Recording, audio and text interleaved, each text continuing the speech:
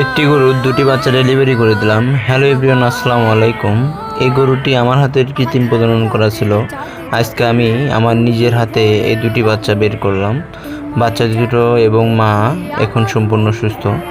বাচ্চা একটা হয়েছে ছেলে, একটা হয়েছে মেয়ে।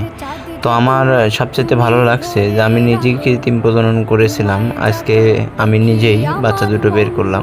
খামারি অনেক খুশি দুটো বাচ্চা পেয়ে, কারণ একটা গাভী একটা বাচ্চাই দিয়ে থাকে, সবাই জানে। কিন্তু এখানে দুটা বাচ্চা হয়েছে, এখানে খুশি হওয়ারই কথা।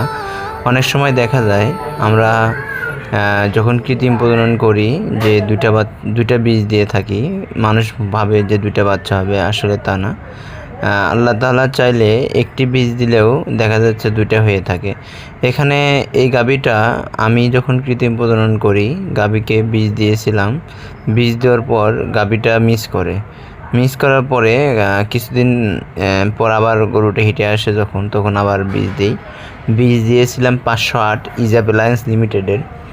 বীজ দেওয়ার পর আজকে আমি নিজেই বাচ্চা দুটো যখন বের করলাম, একটা বাচ্চা বের করার পরে আমার কেমন জানি মনে হলো যে বাচ্চা মনে হয় ভিতরে আর একটা আছে, গরুটা এমন করতেছে কেন। তখন আমি ভিতরে হাত দিয়ে দেখি যে হ্যাঁ, বাচ্চা আর একটা আছে। আমি যখন সবাইকে বললাম যে ভিতরে বাচ্চা আর একটা আছে, কিন্তু কেউ বিশ্বাস করতেছিল না যে ভিতরে বাচ্চা আর একটা আছে। বাচ্চা দুটি বের করার পর বাচ্চা দেখে সবাই অনেক খুশি। সবাই ভিডিওটা শেয়ার দিবেন অবশ্যই, যেন সবাই দেখতে পারে যে দুটি বাচ্চা কত সুন্দর হয়েছে।